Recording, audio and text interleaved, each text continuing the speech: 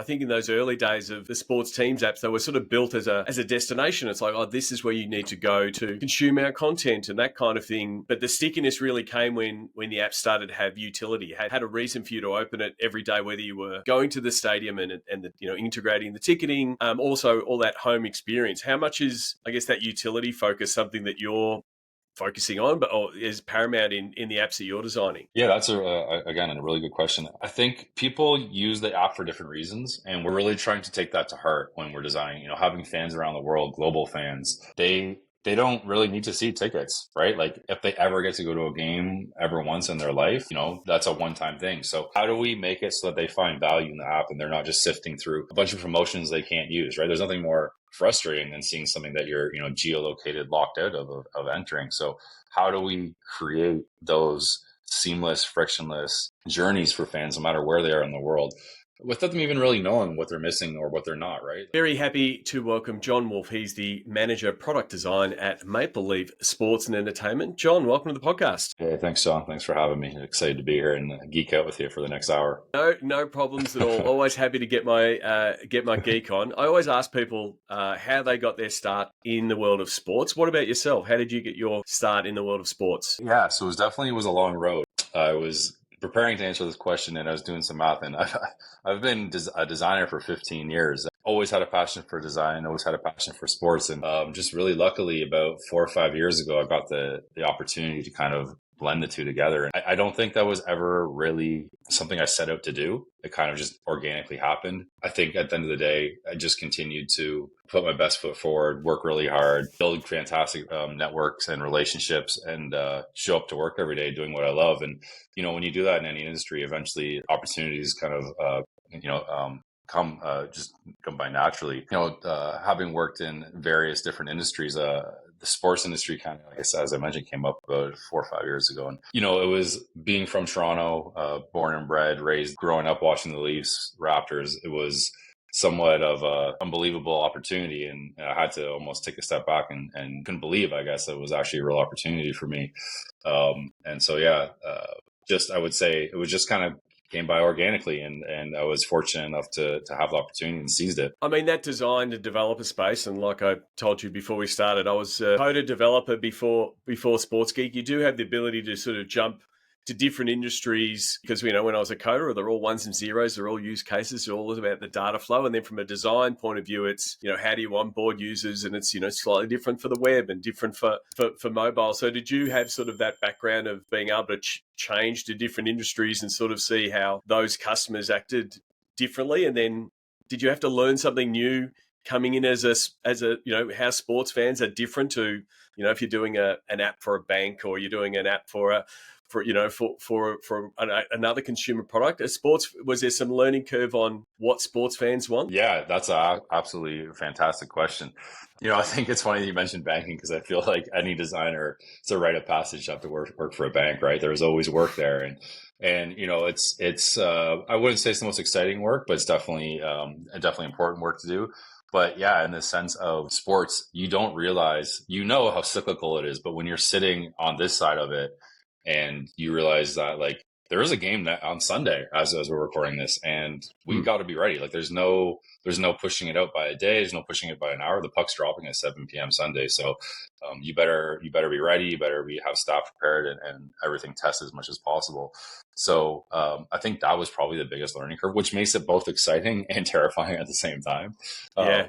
I think also there is really no off season. We call it off season, but as soon as, call it end of April, May, June kind of rolls around, you're already getting ready for the next season about what you're going to do and with how you want to improve what you worked on this year. I mean, that peaks and troughs thing is around the schedule of games is something that is very unique to sport. Like you said, spoken to people who work in the stadium side and the event side, it's like, if the network's not working, as people are about to walk in the venue, you have to be a problem solver and fix it. And you have that same pressure. It's not like, oh, we'll just delay the launch of the app a week. It's like, no, the season's going to start at that point. So it does create that pressure and a little bit different from other industries. Absolutely. Yeah. And tickets, right? Like our tickets are in the app and everything's digital now. So you're going to have 20,000 people that are going to be very happy they can't get to their seats, and they better not miss puck drop, right? Or tip off, or whatever you want to call it. So absolutely, technology has kind of become that. And, every once in a while, you'll hear people just talking about having their old tickets back, right? And this is what's here to stay. And the goal is just to make it as easy as possible for anyone to get in and out. That should never be a friction point, right? Like getting into the arena. So Maple Leaf Sports and Entertainment is an absolute beast of a sports and entertainment business. Just for people who don't know, what is the remit, of your role and the different teams and venues that effectively you service? Yeah, wow. How much time do we have? Absolutely incredible company, what they've accomplished. So Maple Leaf Sports Entertainment owns the Toronto Maple Leafs, the Toronto Raptors, Toronto FC, Toronto Argonauts, Scotiabank Arena. They also own a venue called Budweiser Stage, a venue called History. They own BMO Field, where the Argos and TFC play. And there's more as well. But that's majority of the sports in Toronto. The news just kind of came out, actually, I believe yesterday. I'm sure you heard it, where Rogers is going to acquire Bell's rights and become a majority shareholder of Maple Leaf Sports Entertainment. So, it's a massive landscape shift in Canadian sports, and definitely excited to see what that means, right? Because they outright own the Blue Jays right now. So that being said, getting back to your question, my role currently is to service the 4 team apps in the Scotiabank Arena app. I manage a cross-functional team of project managers, program managers, designers, UX researchers, product analysts. And on any given day, I'm reporting to or working with 20 different people from different business units, from F&B to retail to ticketing to global partnerships. What's so interesting and amazing about this role is sitting in the middle of all these business units. Everyone has a use for mobile, right? Whether it's a new way to be in touch with a fan, or offer a promotion, or create some sort of utility that they haven't had before inside the app. So the app can be different things to different people, and that's something that we're really striving for. So to answer your question, it's definitely do a lot more than just building the apps, but effectively at the end of the day, definitely setting the strategy and vision, creating engagement, and at the end of the day, trying to create value for fans in the app, and catering it to their needs of what they need when they want it. I mean, one of the things I sort of picked out there when you were talking about is the utility of the app. I mean, I think in those early days of the sports teams apps, they were sort of built as a destination. It's like, oh, this is where you need to go to consume our content and that kind of thing. But the stickiness really came when the app started to have utility, had a reason for you to open it every day, whether you were going to the stadium and integrating the ticketing, also all that home experience. How much is, I guess, that utility focus something that you're focusing on, or is paramount in the apps that you're designing? Yeah, that's again a really good question. I think people use the app for different reasons, and we're really trying to take that to heart when we're designing. Having fans around the world, global fans, they don't really need to see tickets, right? Like if they ever get to go to a game ever once in their life, that's a one-time thing. So how do we make it so that they find value in the app and they're not just sifting through a bunch of promotions they can't use, right? There's nothing more frustrating than seeing something that you're, geolocated, locked out of entering. So how do we create those seamless, frictionless journeys for fans, no matter where they are in the world, without them even really knowing what they're missing or what they're not, right? Like I think at the end of the day, when you can just have, again, a seamless experience, fans don't know what they don't know, and sometimes that's the best way to keep it, right? So as far as what type of utilities fans are looking for, I think there's so many content aggregators out there, it's hard to compete with op-ed pieces or editorial pieces and hot takes, and we definitely shy away from those. We try to bring more of like the player side, because we have that capability, right? Like the things that fans really want to know about their players, to make them feel like even if they're 1,000 miles away, that this is their team, and that they can understand and get the information that they want, where they can't find anywhere else. And is that a little bit of an extension of what the digital teams are doing on social, as there's the teaser stuff, but then there's a little bit fuller and richer content in the app that sort of starts bringing more of those return visits? Yeah, again, that's a great question. So that's exactly what we're trying to do this year is we're really doubling down on content. We have an awesome partner called WSC who we've been working with for quite some time. And they actually just won Best Use of AI this past year at Sports Business Journal Tech Awards. And how we are looking to leverage their content and our apps and how fans can see more of what they want to see just by, watching things that they're already interested in and serving that stuff, right? It's important for fans to get what they want when they want. So I think that's, content is always a good thing to have. Fans always want more and more and more. And as you mentioned, evergreen content's the best, but, seasons go by quickly and, who really wants to watch a losing season or a playoff loss, right? So always looking for what's new and what's next. So on the what's new and what's next, one of the trends in both league and team apps is, sort of following the leader of the IG story, the TikTokification, the verticalization of video. That's something that you've looked to roll out. Has that been something that powered by, tools like WSC to be able to get you that content quicker? But have you seen a good uptick on, more consumption, more thumbs swiping, in delivering that method? Absolutely. I think it's something that you don't really get to control or, even strategize for. Just, again, it happened organically, it started with, was it Instagram, and then TikTok came along, and that's how fans are consuming content. So it only makes sense to use that engagement method, right? So we were very fortunate to right at the beginning of playoffs last year for the Leafs. In April, we rolled out our first variation and instance of WSC, and we were able to get, the Instagram style stories of the playoff game highlights, and we saw an amazing uptick. And the fans just grasped it. There was no, extra marketing push or even instructions on how to use it. It was just a very natural organic flow. And it was really neat to see that happen. So we're definitely doubling down on that and looking to expand it to other teams. And, I think it's definitely here to stay. What better way than to have your entire screen filled with amazing content and not have to turn your phone sideways, right? It's such a simple, silly thing to have to turn your phone sideways, but it is a friction point, right? So let fans consume content how they're consuming it in their favorite sports apps. But it also removes the chokehold that the algorithms have on deciding, if I'm following the Raptors and I'm following the Leafs, like Instagram and TikTok are deciding if I'm going to see that content. So you can sort of say, well, there's no algorithms here. This is the content you want, and that's why the fans are leaning into that piece. I actually didn't even think about that. That's a really good point. Not getting served irrelevant ads. And look, I don't think ads are bad. As long as ads are relevant to you and what you're interested in, I've actually found a few really cool products before that I would never have found otherwise. So I think as long as that's the angle, advertising, again, it's here to stay, right? It's not going away. Maybe the way things are served will change, but you're right. It's not serving something completely irrelevant. And one of the best use cases or implementations I've seen is the Buffalo Bills. I'm not sure if you've seen it. They have something called Bills Bits. And it's a navigational element on their main nav footer, and you hit it, and it's literally just TikTok, the entire thing. There's no instructions or anything, and I was kind of blown away, and I was like, "This makes total sense," but I had not thought of it, right? And it's like sometimes the solutions are just so simple, and they've seen, as far as I know, crazy usage from that, and that's what fans want. I mean, I use the phrase "steal with pride." If you see someone else doing something cool, how can you build it into what you do?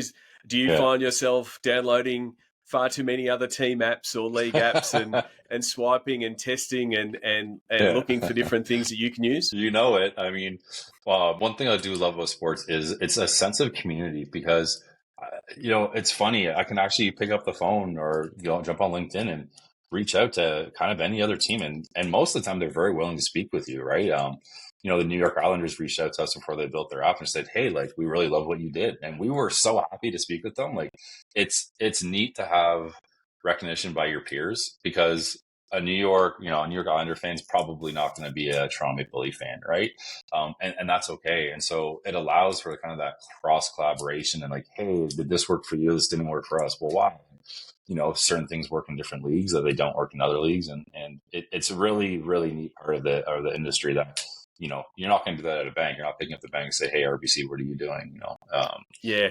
At least not in my experience. No, that's the thing. You're not. I mean, yes, there is a certain outreach for new fans, but you're right. Someone who is an Islanders fan isn't going to come across. So there is you're talking to your own fans, especially in the app space. You talked a little bit about before around advertising and partner integration.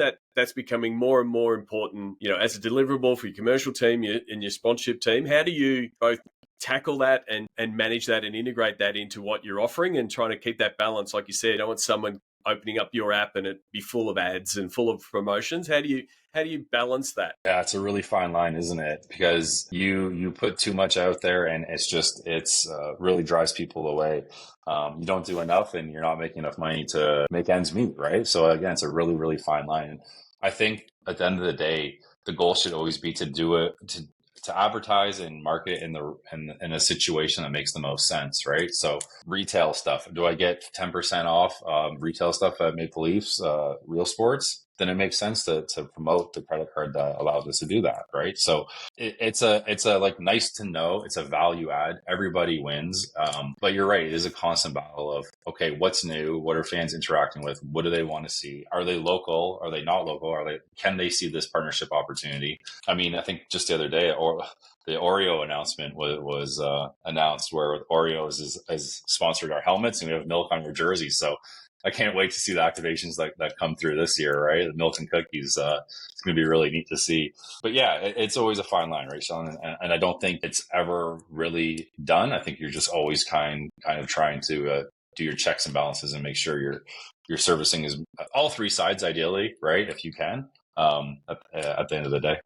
Yeah, most definitely. And it is a matter of also trying to understand where the commercial team and the partner is coming from, and try to make sure they're not trying to fit a square peg in a round hole. Right. To say, hey, what do you guys want?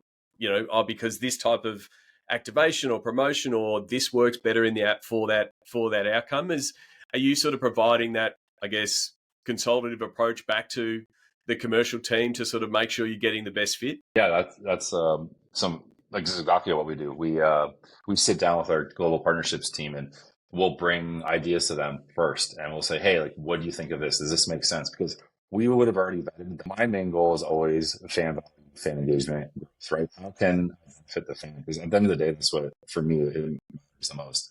If our monthly active users is going down or not growing, then we're not doing something. I can't necessarily get the fans in the door past the ticketing purchases, but I can make sure they had a great experience and they're coming back. So what are the opportunities to do that? What are the offers we can help with? How does GP kind of fit into that? And we'll sit down and we'll strategize on some of the ideas that we'll bring to the table. And they'll say, hey, like, this is a great idea. We have a partner that'd be really interested in this. And we'll come right out of the gate ready to go, as opposed to just, trying a few different things and seeing what does and what doesn't work. We'll already know. And so I'm very excited about that partnership. And I've only been running this team for about 2-3 years now. So we're still, and having just gotten the new apps out last year, we're still really doubling down and learning what the synergies are and the best way to do certain things are. But that's, I think it's called the trifecta, right? When you can win for the business, win for the fan, it's really important. And it's the ultimate outcome when all three win. Most definitely. One of the things in apps is, we sort of spoke about utility, and ticketing is the obvious one, having the digital ticket in the app. Are there any other things that you've been putting into your apps that are in that in-stadium engagement, getting people to use the app when they're in the arena? Yeah. So we're undergoing a massive renovation, actually a 3-year renovation right now. Really, really exciting. And so that creates both excitement and frustration, because certain gates will be closed. And so how do we help the wayfinding? How do we help fans just get to their seat, right? Like, the task can be daunting sometimes, especially in the middle of a Toronto winter, right? When it's really, really cold outside. So this year we're doubling down on things like, we have something called a live activity for your ticket. So on your lock screen of your phone, it will show you, for the Leafs and the Raptors, it will show you your seat location and row and whatnot. And how many times, yourself, when you go to a game, even though you sat in your seat for, half a game already, you go to the washroom, go get a drink, you come back, and you're always double, triple checking, but you're having to open and look at your ticket. And so, like, just those little things where it's like, it may not seem like the most useful thing, but when you're actually at the stadium, it helps a lot. It really does. Yeah. Another thing is just, understanding what food is where, at what level, what promotions are on your level. How can we segment that to deliver a better experience for those who are actually in the arena? We've doubled down this year and built a new section that we're calling Game Day. And it's meant for both in venue and out of venue fans. And we're really, really excited to see how it improves how it was last year. We went from it was a bit of a static page last year, and we're really doubling down on the dynamicism of it. Just get you what you want, depending on where you're at. I mean, it's good to hear those, really functional, really strong use cases, but they're not winning awards. They're not big shiny objects of, oh, how are you rolling out the newest implementation or this new tech, and we've got to have this new shiny bell in our app. How do you balance high impact but not high PR value, I guess, pieces like the one you just described to, hey, there's all this new tech that we want, we want the latest shiny thing in the app. How do you balance those type of, I guess, incoming features? Yeah, so obviously there's a lot of different considerations that go into it, but ultimately at the end of the day, we have incredible management here that help us, set our North Stars. And I think at the end of the day, what we really have tried to focus on this past couple of years is we want to have one big idea a season, ideally per quarter. But if we can do one really big thing per year and then get all the other little things right, 1% better each day, it actually is a massive impact in the end user experience. And so the amount, first of all, the season goes by very quickly, like way quicker than you think, right? So I think just being kind to ourselves, but I think just iterative design and iterative upgrades, it's really nice to just constantly see progress instead of just, one big feature and nothing else. So we're always working towards something big, but we're always, constantly releasing small updates as we go, which ultimately make big impacts. I mean, one of those is, we've seen some apps playing around with the AR, XR, augmented reality, that kind of piece. Is that something you've played in and found, I guess, a functional use for that tech? Yeah, definitely. We have stuff like that. I think what we actually doubled down on last year, our incredible team, which is called the Arcade or Fan Experience team, they built something that is more so projection-based, I would say. So I'm not sure if you saw it, but it's called DJ Duel or Rink Racer. And what they decided to do was during intermissions, everyone knows when they used to go to a baseball game that they'd have like the screen meter and it's like 100 level cheer against 300 level. Yep. And whoever screamed the loudest, they would win. Well, they actually made it real, and they made it real with your cell phone being the center of the device feedback. And so during the first intermission, a few times last year, we'd have Carlton the Bear superimposed on the ice, all the lights turn out, and they'd have 100 level versus 300 level. And when you join the game, scan a QR code, you would tap, each level would tap on their phone, and whoever cohesively tapped together the most, the bear would skate faster on the ice. And so, I know you're talking about like AR, XR, but I think like that's a really nice like in between engagement type where there's still, feedback with like in your hand, but you're seeing something visually projected on the ice. And it was really, really cool to see them come up with something like that. I definitely felt very gypped growing up, knowing that I always remember the day when I found out it wasn't real. It didn't matter how much I yelled. But now for our kids and the new generations to be like, no, like it actually matters. Like it actually can affect the outcome of that. I think it's just so neat. It's a cool use of tech. Yeah, it is one of those myths that gets dispelled pretty quickly when you work in sports and you find out the noisometer is just a video that they play every week. Yeah. But still, people cheer. But I do really love that. That gaming element and sort of getting people involved. And again, having a reason for people to engage. And then you've also got that data piece of knowing people are leaning in stadium. One of the things I did spot on your LinkedIn is you recommended a book, Hooked by Nir Ayal, if I hope I'm getting his name on, and how to build habit-forming products. What are some of the things that you've applied from that book to put more habit-forming pieces in your apps? Yeah, so at the end of the day, it's about, there's a lot of psychology that goes into this stuff. And I know you've probably heard the word gamification over and over again. It's kind of gone away now, but it actually is a huge part of our day-to-day. Look at Duolingo. Look what they've done just by the daily reminders, right? Don't lose your streak. So that stuff's always in the back of my mind, absolutely. But I'm not trying to get anyone hooked on the app for any other reason than they're just a loyal fan and they just know where to go for the content. I feel like we have some sort of like need a moral compass for this type of stuff in this industry. And I think it's important to make sure that, while they find things useful, that they're still easy to break away and get back to reality and enjoy the game, right? Like the last thing we want is for the fans to be stuck on their phone when there's a live game happening, right? So again, that's, what certain points are we engaging with the fans and when are we not? We created something, called Team Drop, where it's a chat and fans win prizes, and it's only before a game. We really don't do much during the game on purpose. Rink Racer Yep. runs during the intermission. So yeah, there was a lot of amazing information in that book, and it's scary when you read it a little bit of how they're able to do it, and you look at Instagram and TikTok, and like, how many times have you you sit down for 5 minutes, and before you know it's been 45 minutes. You said, what did I just do with that time? Right. So I think the population is becoming more apparent to that, and I think it's a good thing. But at the same time, it was definitely a very fantastic read to understand the amount of research that they put into this stuff. But again, I think we have a moral obligation to do the right thing, right, on our end. And I think, you've sports apps in particular aren't in that Duolingo, Candy Crush, trying to pull you back in every day kind of, here's another shiny loot box to bring you back in, which, Right. can be very, very habit forming. But like, we're always working with either the digital teams, the marketing teams, to have that cadence of, we want the fan has a routine that from game, on game day, whether they're going to the stadium or not. It's like, how can, your app and your content engage in those points? So whether it's I'm hopping on the train and I've got this 15-minute or 30-minute, and that's when I engage with the app, or as I walk in.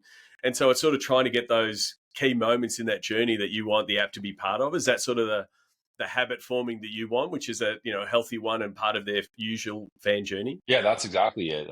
And that's exactly what we're doing this section called Game Day, right? Because we realize that game start, like the game journey actually begins from the moment you buy the tickets, right? Like you're already thinking about the day. What time are you going to get up? When are you going to leave? When are you going to meet your friend? Where are you going to go for dinner? What time do you have to leave at? What's the weather like? Like, it's literally this checklist of things just to get to the game.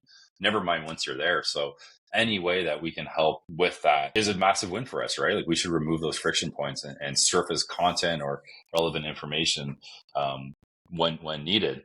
And again, it's not just about just going to the game, because there's only 20,000 seats on any given night, but millions of fans around the world. So again, how do adapt for those fans in those moments?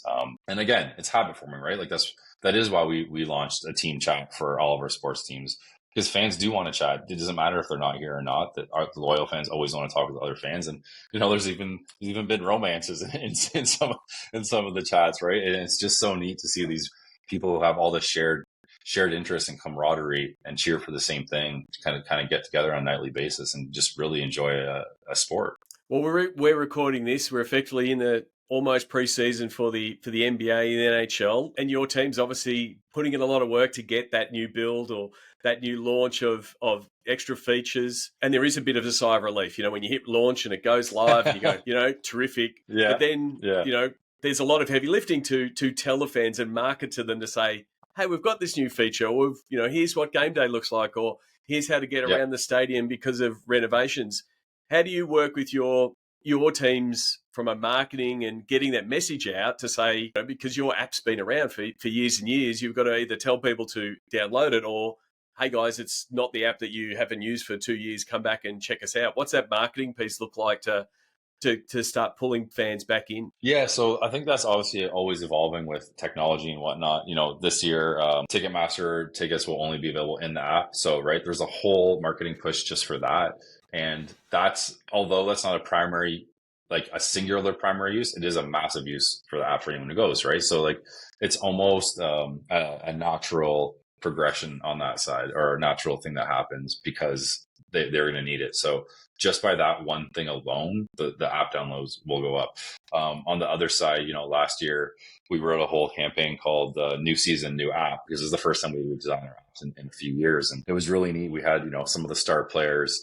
I wrote a player script, and we had some of the star players read it, and they posted on social media with, links back to the app. And we were able to track success metrics and KPIs that way. And it's pretty surreal to see, come up with an idea and see a star you idolize and have been watching read something that you came up with off the top of your mind, and then have it be live, right, for other people to see. And then never mind that, it's the feedback that you get, right? And unfortunately, you always get more negative feedback and positive feedback on the internet. I'm sure you hear all about that. But yeah, it's always obviously evolving. And I think at the end of the day, we're always looking for those massive key moments through the fan season. last year we had All-Star, right? So that was a big opportunity for us here in Toronto. And I think it would have been over 20 years since I've been here. So we look at the key moments on the calendar. What are the big games? What are the big rivalry games? What are the theme nights? And we try to, weave in a story on the app side as well. So when you have a big event like all the tickets being in the app, and you're effectively going to get this guaranteed new traffic, but they're going to be new fans that are almost only downloading the app because they get the ticket. So it's almost like a hostage situation in a sense, and they're like, I've got to download another app. But it really makes onboarding super important. Was that something you I guess looked at again to go, oh, here's someone that's getting it from a ticketing point of view. They might not be as a big of Leafs fan as an Avids fan or a big Raptors fan.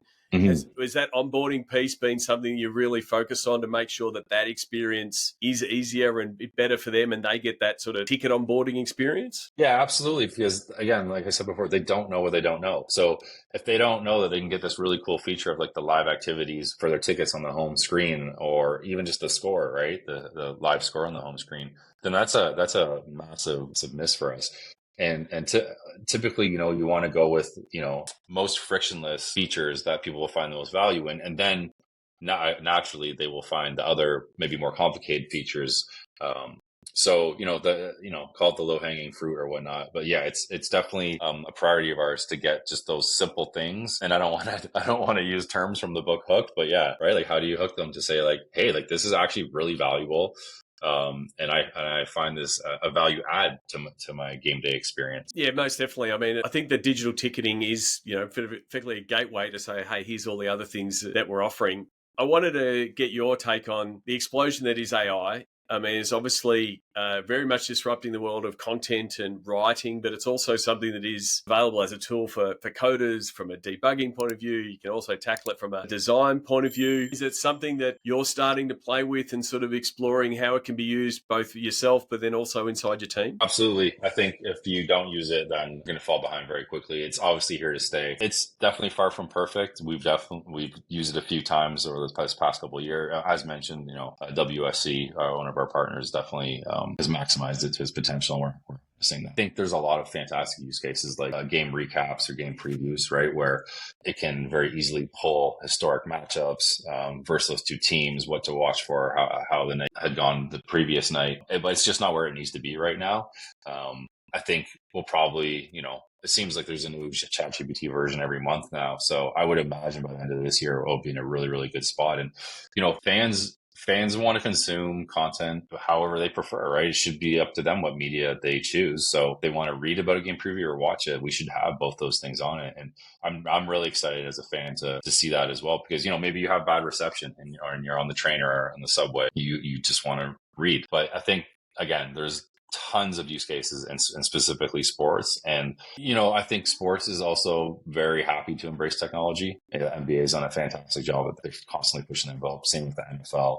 And so, yeah, I think there's going to be tons more use cases that kind of rear their head in this year alone. Yeah, I mean, initially I was looking at it from that content point of view, but yeah, more recently I've sort of been sucked back into the world of coding, because now you can literally, go to something like Claude and say, please redesign this page. Here's a screenshot. How else could it be done? And it can write the code, but also start doing some design. So, I think there is a future where I remember doing pair programming with another programmer, and we would sort of work on each other's code like that. Can be an AI code assistant or an AI designer that can, give you 6 more iterations of what that screen might look like that, you might not have thought of. So it is going to be interesting to see how it helps and potentially quickens development or also the development of these AI, chatbots. Like if you want to have a fan, if you want to be talking with a fan while you're watching a Raptors game, we might be at a point where it's, a bot that gets developed and it's just talking to the fan and it produces that stickiness and that on the couch experience. So there's so much in that space. What about if I wanted a broadcaster's voice, a certain broadcaster's voice, like Snoop Dogg or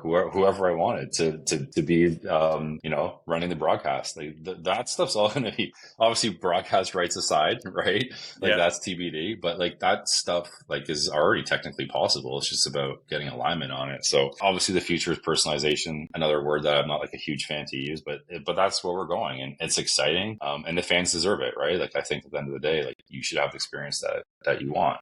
And yeah, AI will definitely take us there, but it's gonna still a lot of room to go. But I think it's definitely here to stay. Yeah, and it is going to be, again, following what other apps and how they're better in, integration of the AI, and that's where I think it will be. It'll be integrated, like you said. We're already using a lot of tools that are using AI/machine learning that are in that same space, like WSC, that is picking the best highlight because of this and cutting it this way. Exactly. I think that's where that integration piece where most of the AI will be used. But yeah, being able to use it as a co-pilot, which is obviously Microsoft's version, but like I think being able to have that assistant. I have been asking guests recently about their tech stack and some of the tools that they use on a regular basis. What are some of the tools that are in your toolkit or your team's toolkit that are helping you do what you do? I'll be honest. Figma. We do screens, prototypes. We do presentation decks. We live in there. That you can literally get a design to be so realistic by mirroring it on your phone that we've had people say like, this isn't live. They think it's a real app. And having grown up in this industry, going from Photoshop, Sketch to where we are now, it's absolutely incredible. And I hate to say it, but like designers have this power to make thoughts and ideas be real, right? Like, and things you can interact with. And it's such an amazing thing to have an idea and to test it right away and be able to launch it and get feedback.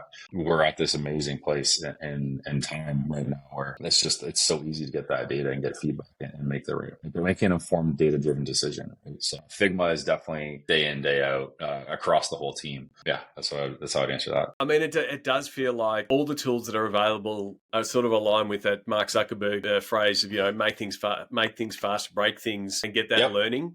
Is it something that you sort of align with to say, hey, we want to test this? What is the minimum viable product look like? How can we get it in? And then, it is something that we want to do and it can expand? Absolutely. Yeah, we have a pretty good segmentation done over here, and we're always trying to figure out what's going to work and what's not. And what may work for someone may not work for someone else. And I think that's what's probably the most difficult thing about having the 4 different team apps, because we purposely designed and launched all 4 apps last year as very similar styles and layouts. But we know that they will eventually change based on usage patterns, and it's up to us to keep ahead of those curves. Because what may work for the Argos app may not work for the Raptors app, just by way of the fans and the demographics and their age and whatnot. So it's really neat, but also like a very big thing that we have to keep our eye on. Do you, from an architecture point of view, try to keep all of those apps pretty modular? So if you're going to run something on the Argos and it works well, that it is easy to pick up and transform and take across to the Leafs? Is that something that's both an advantage, but also constricts you a little bit because you're like, I want to keep everything, have some transportability? Yeah. And I mean, like, I think first of all, you need to always be testing, right? You always need to see, well, is this going to work? Like, if it works here, does it work there? And by keeping it modular, it does allow you to test those things. And I think, again, we owe it to the fans to see how they respond to it at the end of the day. But we are very fortunate in that sense that we have 4 teams to try different things with, right? And see what works. So, WFC was the perfect example. It was a massive hit for the Leafs. And so we're going to roll it out with the Raptors, right? And so things like that, how we start and what we start on, and that changes as the seasons, that's for sure.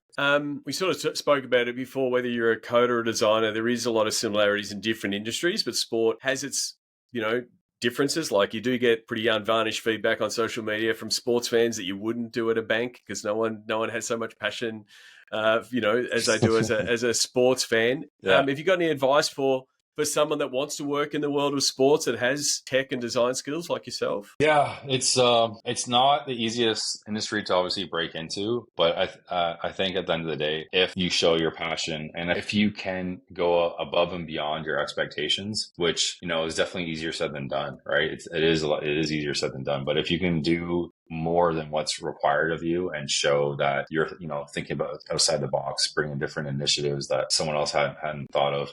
I will shout out a team member right now, Denise Stevanato on our team. She was in ticketing for 9 years, and she expressed a desire to get into design, and we made that opportunity happen for her, and she is absolutely crushing it on our team and has become an insanely valuable member with what she's done. And so there are those opportunities there, right? Here's an example of someone who went from ticketing and made this happen with the opportunity. But those are few and far between, right? But all you can do is put yourself in that position. So however, if you really want to work for a sports team, do whatever you have to do to get in, and just kind of go from there. I mean, I think it is a growing, segment of sport. A lot of that app development, web design development has been either outsourced or managed centrally, and there's been more teams going, we want more control. We want to tell our story. We want to do our own app, which is a big endeavor. It's not an easy thing to say, hey, we want to do our own app. And it is a particular set of skills.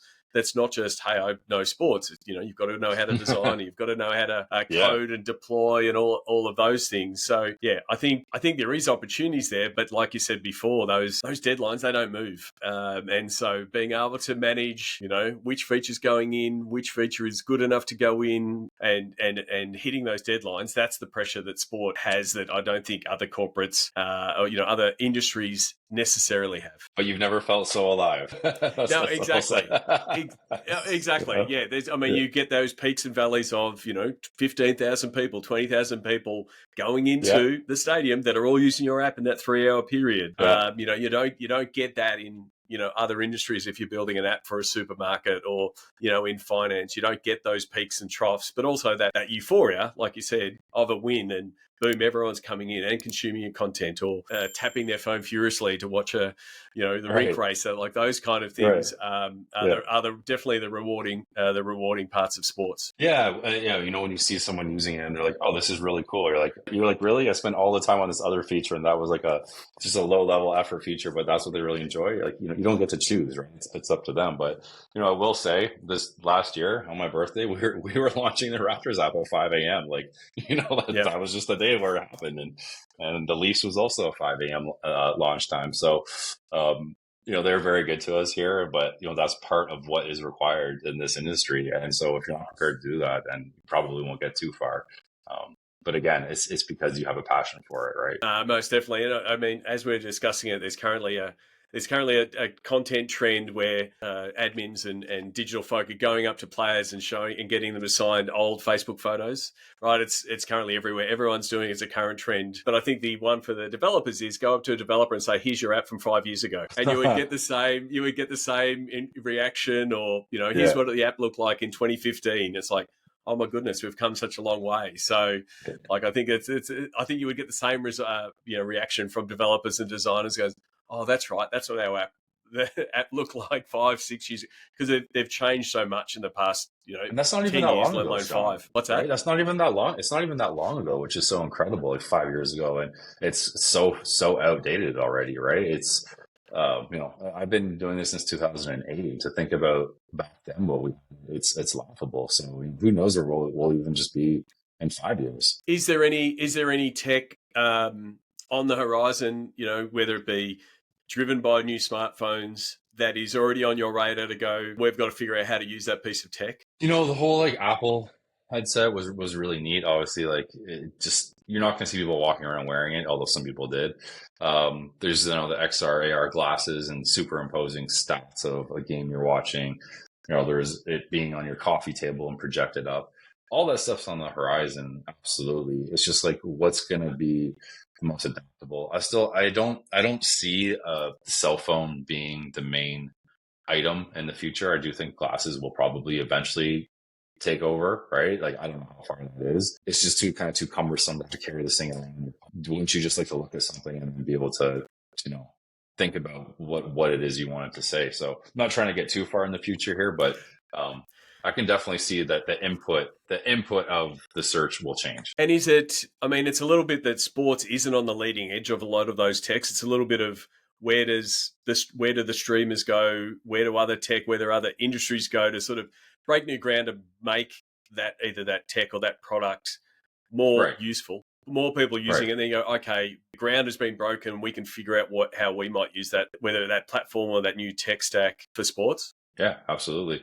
I think, again, being who we are, we definitely invest in that type of stuff, right? Like we want to know, we want to try to push those boundaries of what's going to be usable. But at the end of the day, it's about market adoption, right? So cell phones is what everyone's using right now. So we're definitely mostly focused on that. But we definitely have a division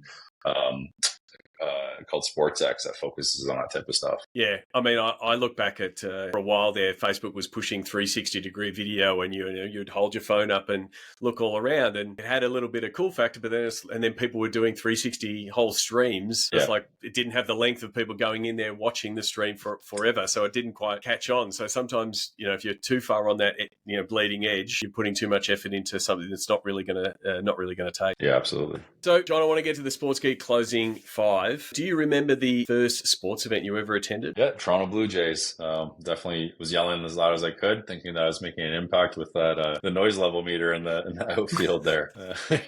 So exciting! Terrific. So exciting. Yeah, yeah. I've been to a Blue Jays game. It's a good place to watch a game. You would have obviously been to a lot of sports events, and as much as the app development scene has grown in the past 20 years, so has the food scene in sports. Do you have a favorite food memory or a go-to food? I never got to actually try this, but I always wanted to try something called the Roethlisberger. I don't know if you'd ever heard of it, from Pittsburgh Steelers. They used to have a quarterback named Ben Roethlisberger, and they got an idea to make a burger in the stadium that was a patty with sausages and cheese and fried eggs. It's just the most absurd thing you probably have ever heard, and I always got a good kick out of that. Never got to try it though. That would definitely be a mouthful. Managing multiple teams across multiple properties, app deploys at 5 a.m. What's the first app you open in the morning? Oh, it's got to be the Score. I love my aggregate news from all over. I like the opinion pieces. I like to know what's going on in the sports world.